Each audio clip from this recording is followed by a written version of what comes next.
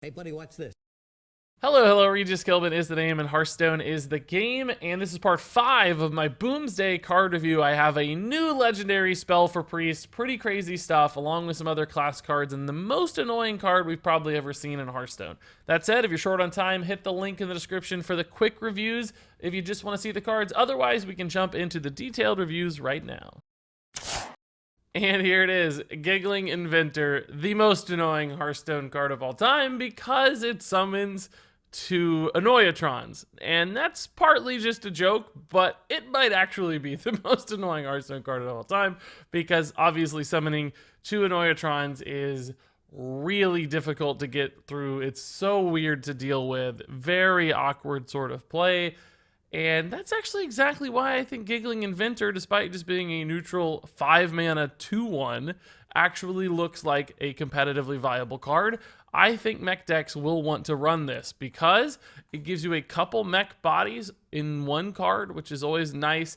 They're sticky mech bodies, which means they're likely to absorb magnetic buffs on future turns. It's almost a bit of a board reload for only 5 mana. Some people might compare this to something like Force of Nature, for instance, right off the bat, because it's a 5 mana card. It summons, a couple essentially 2/2 worth in stats. Now, obviously, these are 1/2s with Divine Shield and a 2/1, but I would argue a 1/2 with Divine Shield and Taunt is so much better than just a random 2/2 Treant that this far surpasses that sort of card. Also has that mech synergy, which brings it to life as well. So in total, I mean, if you look at this, you're essentially getting 4 or 5 in total stats. You're getting a couple Divine Shields, all spread across multiple bodies, resistant to AoE, resistant to trades from big minions, awkward to deal with even for small minions a lot of the time. I mean, this would be a Silverhand recruit melter. It would kill so many Silverhand recruits. So essentially, I think this card actually has quite a bit of power. It disrupts so much. It interrupts. It's great for things like Fungalmancer buffs if you want to absorb those. So maybe even a non-mech aggro deck could use this just as a board builder. There are clearly other tools that work, though, for aggro decks. So I think only mech decks would really hone in on this one, but it's possibly good in lots of different environments just because it's so awkward. And those kinds of situations help you protect other assets, they help you swarm the board, they help you get in chip damage, and that's what faster decks need, and that's probably what a lot of mech decks will build around as well. So Giggling Inventor to me looks very annoying. I dread playing against this because I do not want to have to run giant stuff into these tiny Annoyatrons. I think that's the point, and I think that's why this is actually a pretty good card. Up next, I have a new priest spell. It's Cloning Device for 2 mana.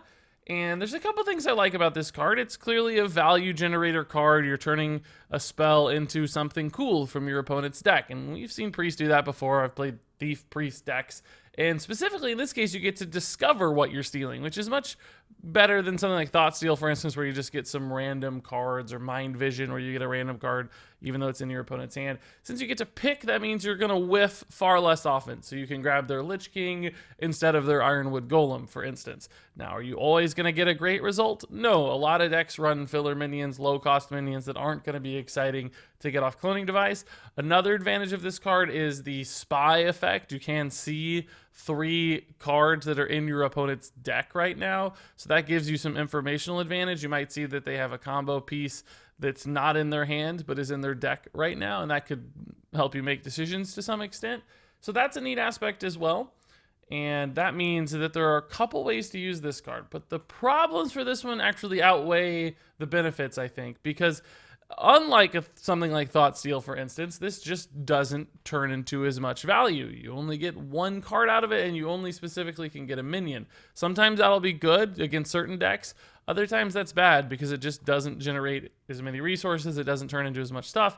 And let's be mindful, cards like Thought Steal don't get played and constructed anyway, because at the end of the day, you want your deck to do a specific thing and you want to achieve a game plan, and random cards from your opponent's class don't typically help you do that. And Cloning Device is going to suffer from the same problem. Rarely are you going to get something that directly contributes to what you're trying to do. Against aggro decks, for instance, Cloning Device is just going to feel terrible because you're going to get some junk random garbage minions 90% of the time. In that turn, you occasionally hit the Sunkeeper Tarim. Probably won't matter anyway because you're running cards like Cloning Device in your deck, and you're playing a very slow style that doesn't really have what it needs to compete. So Cards like this have a huge opportunity cost. Essentially, you're running them in your deck hoping they turn into something good as opposed to just running something good.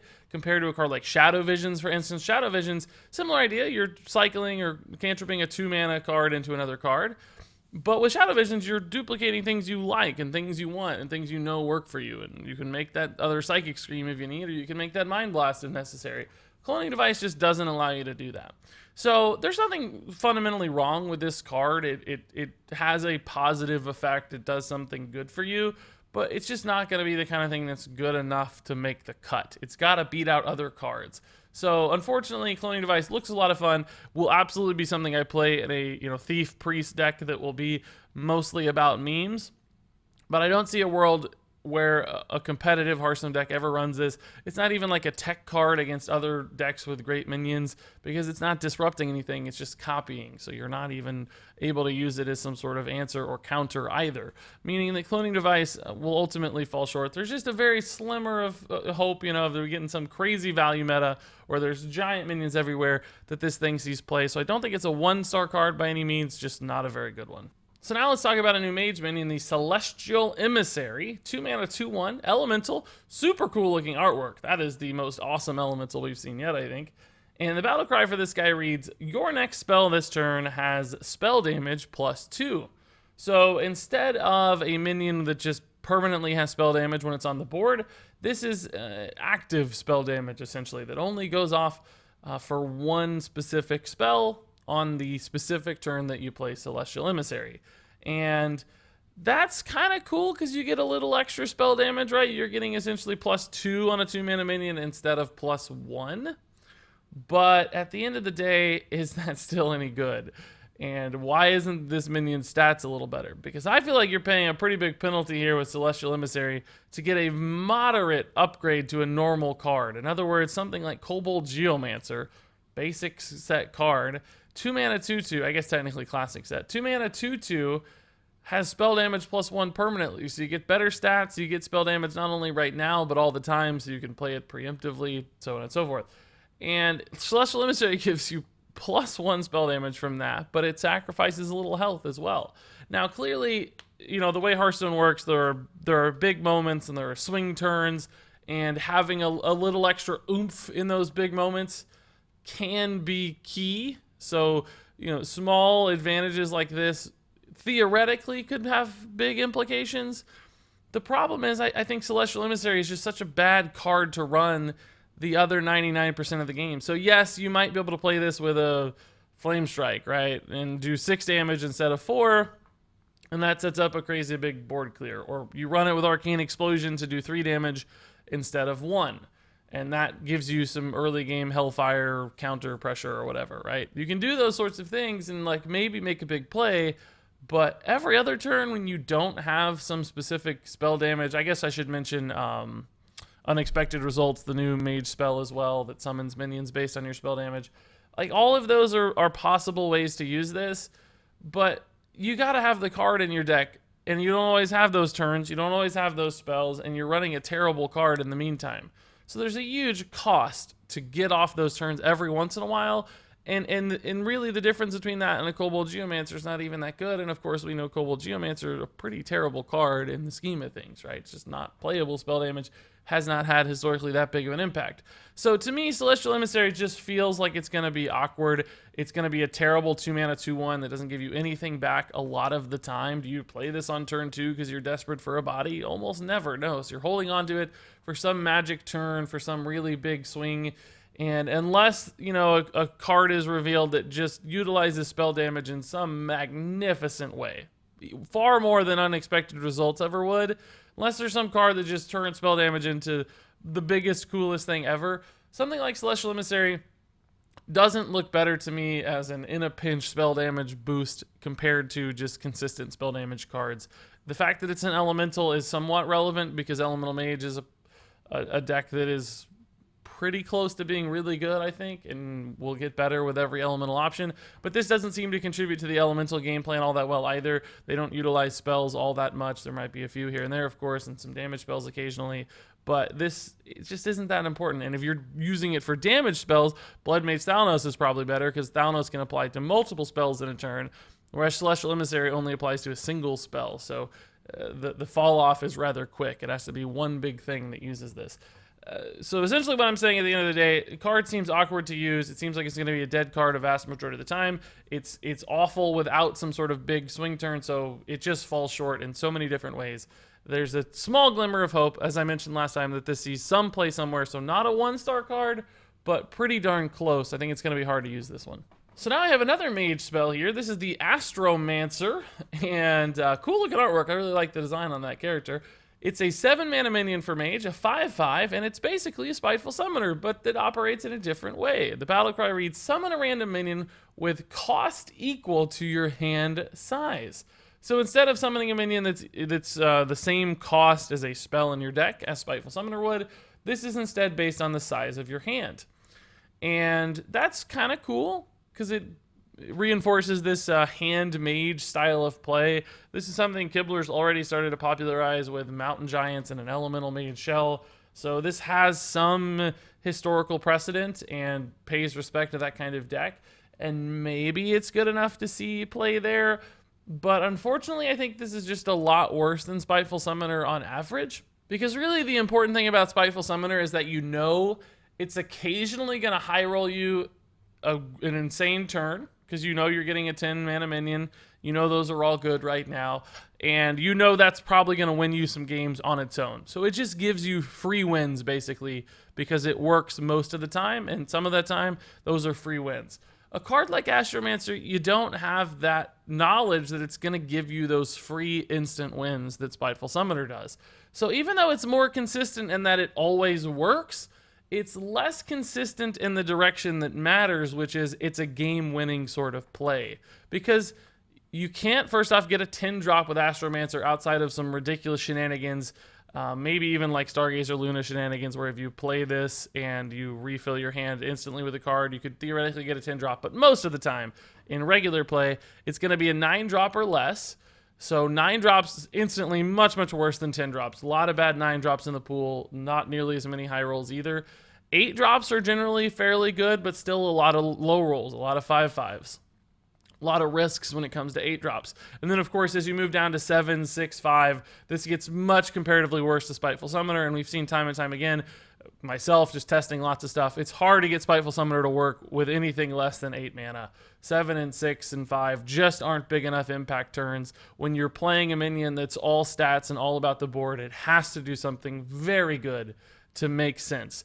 And most of the time, I think this will fall in that 6, 7, 8 mana range, which is probably just not strong enough, because you're not always going to be able to play this on a full hand. It's always going to do a little something for you. It's going to summon some kind of minion, even if that's a 3-mana minion.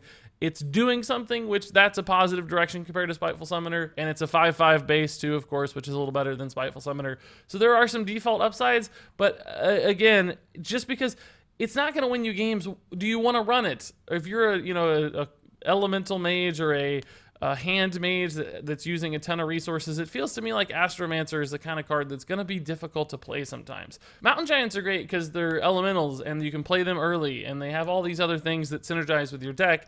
Astromancer to me doesn't look like it does that. It doesn't have that upside of playing it early. It's still awkward to play late. Now, I guess I sound like I've been trashing the card. I don't think it's terrible. I think it's fine. It could be played in a deck, even in a deck that's not necessarily all about a hand build and more about maybe just a control mage. Might want to throw this in as a random minion.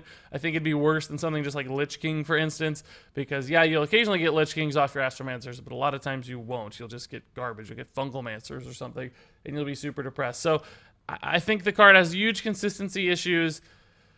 Probably okay in Arena. I'm sure there's instances where it will make sense, but in Constructed, I think there are going to be challenges to find a home for this thing, and I know I talked a lot about that, and maybe it didn't make a ton of sense, but to me it does, so you're just going to have to trust my instincts, even if my communication can't quite convey why they make sense. I think the card's just going to struggle to compete against other options in Mage that are probably better. It's a new Priest legendary spell. That's right, Zerek's legendary spell is here. The Cloning Gallery, 9-mana spell for Priest, and it's pretty crazy. Summon a 1/1 copy of each minion in your deck.